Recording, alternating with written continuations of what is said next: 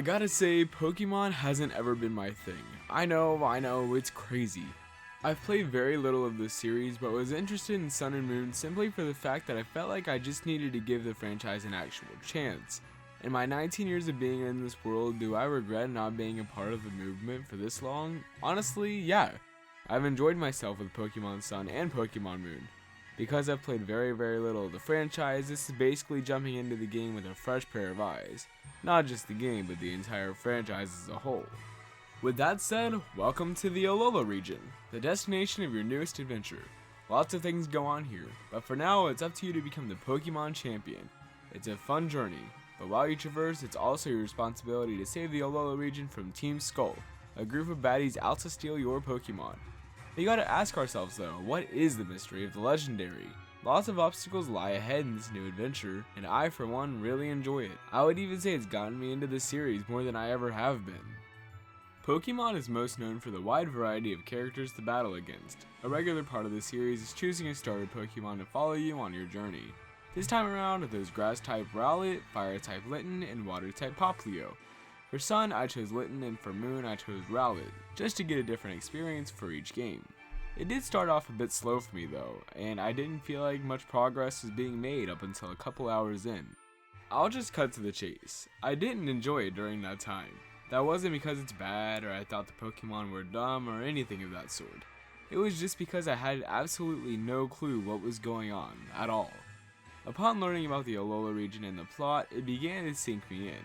Without spoiling anything, there are 4 kahunas in the 4 main islands of the Alola region.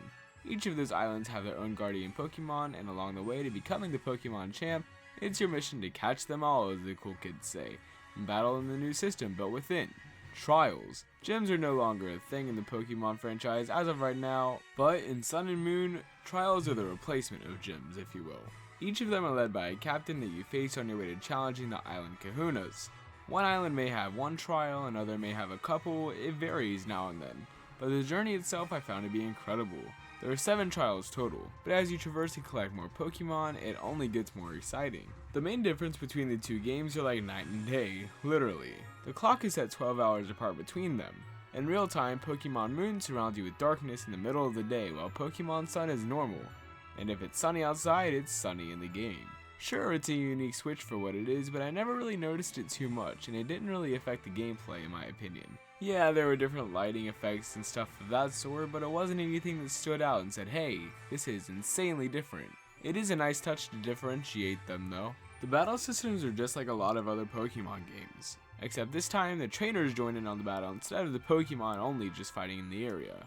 It's a small detail, but it works. Seeing all the Pokemon in battle and seeing the new ones and their new moves are really cool to see. Most notably the Alolan Pokemon. Each of them have an interesting look to them, and I like that.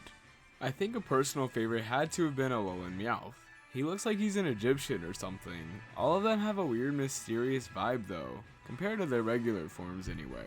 And new moves like the Z moves enable you and your Pokemon to release your full power together on an enemy to do some serious damage. The move can be used very frequently, once per battle anyway. Finding the Z crystals throughout the game for it creates a much more suspenseful battle environment. Between Sun and Moon, I think I'd have to say I prefer Sun just a little bit more. I found many more Alolan Pokemon there than I have in Pokemon Moon. It just feels like it has a happier, more vibrant aesthetic. Pokemon Moon is great too, but I'm just saying I'd prefer Sun. Plus, the legendary looks a lot cooler to me. I'm aware of there being in-game exclusive Pokemon, but from what I've seen so far, Sun just seems to have a lot more variety. Whether that is the case or not, that's still where I stand on that subject. For this being my first true Pokemon experience though, I am happy with it. There's more to the story and to the game itself I don't want to spoil for you, so I left all of that out of this video. But I think if you jump into a game like this, knowing as little as possible is what would create the best experience for you. Lucky for me, I knew nothing about it anyway. Overall, the game looks nice, have great soundtracks, and obviously are pretty big contenders in the 3DS library now. It's Pokemon, you can't say you didn't see that coming. Anyway, thank you so much for watching, and let me know what you think of the games, and I will talk to you next time.